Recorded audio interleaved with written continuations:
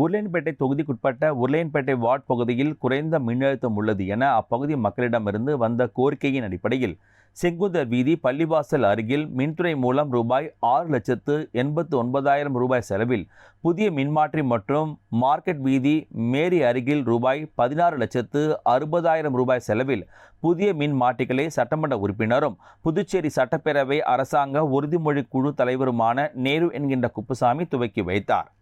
புதியதாக துவங்கப்பட்டுள்ள மின் மாற்றிகள் மூலம் செங்குந்தர் வீதி, பள்ளிவாசல் வீதி, மார்க்கெட் வீதி, தச்சர் வீதி, கண்ணார வீதி மற்றும் அதனை சுற்றியுள்ள பகுதிகளுக்கு இதன் மூலம் தடையில்லா மின்சாரம் வழங்க ஏதுவாக நடவடிக்கைகள் மேற்கொள்ளப்பட்டுள்ளது.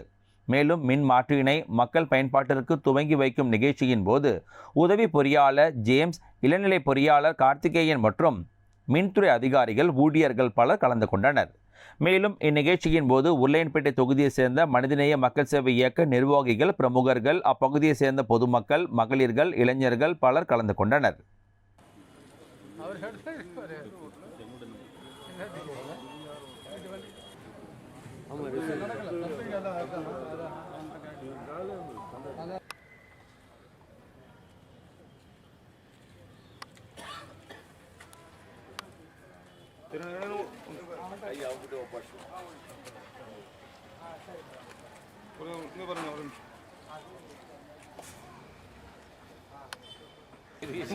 முடிச்சுட்டு வரும்போது ஏன்னா அவங்க அங்கே இல்லை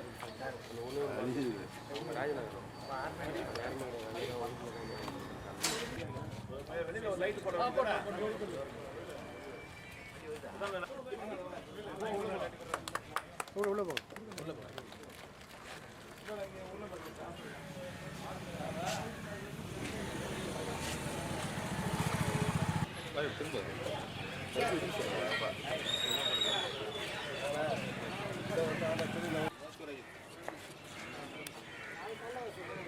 அப்படியே